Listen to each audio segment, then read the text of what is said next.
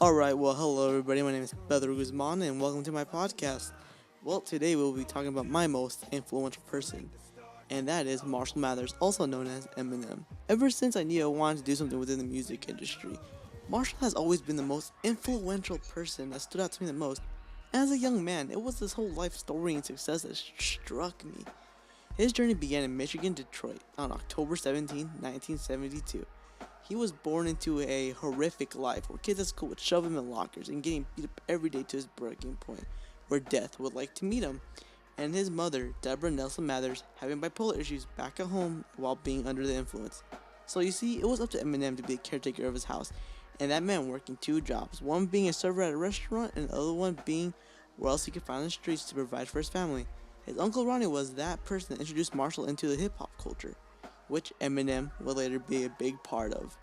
When Marshall was around 18, his uncle Ronnie died, and this put Eminem in a dark place. Now, it wasn't until later that he came across his best friend Deshaun Holton, also known as Proof, that would later pull Eminem back out. Proof was going to be the next man in M's life that was going to push him into facing his fears.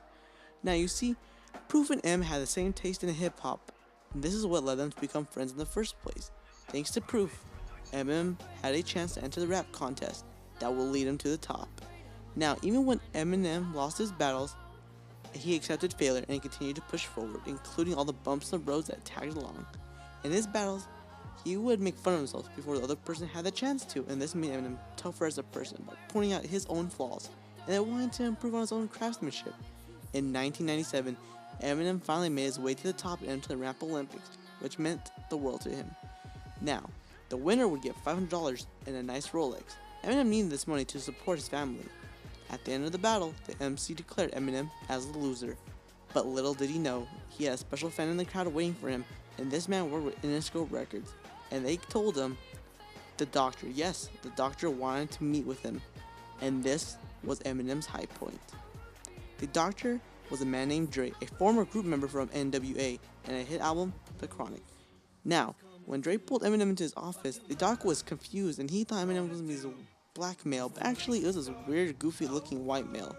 But this didn't stop Dre. He saw potential in him, and he knew with his lyrical artwork, Eminem would make it to the top. Most people don't know this, but Eminem would spend hours reading the dictionary to improve on his words. He would form sentences to get better understanding from them. With the doc's help, he made the Slim Shady LP album, which sold not as much as his others, but that would develop down the road.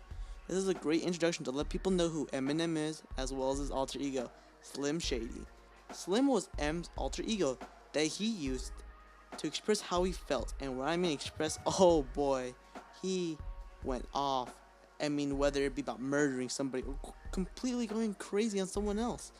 Slim Shady stood up for what he thought needed to be said, and he pushed boundaries, which is something I really want to carry out in my career. Don't be afraid what needs to be said. Right when his career was lifting, his best friend Proof died, and that destroyed him. While that was happening, Eminem had a crazy hectic relationship with his wife Kim and newborn daughter Haley. Eminem could have given up and drowned himself in drugs, but instead he decided to pick himself up and cleanse himself. When Eminem released his other albums, such as the Marshall Mathers LP, it sold for $250,000 in just a few weeks. Not only that, but because of his love for the craft and outstanding work, his album made to the Rolling Stones cover. No one in the hip-hop industry has done that before until now. Eminem's always said, if it wasn't for hip-hop, he wouldn't be here. Most important thing he says to his fans is do what you love.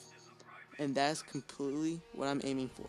Thanks to M working hard for his family, making ends meet, and pushing himself harder and harder, that was what makes him successful, as well as his creative wordplay. That is something I'll be taking away from him, is to follow my dreams and work hard, but have fun while I'm doing it.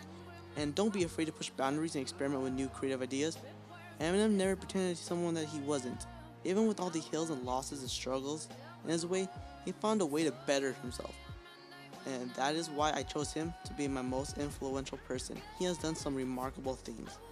Well, the time's up, and thank you for joining me in my podcast. Until next time, this is Pedro, signing off.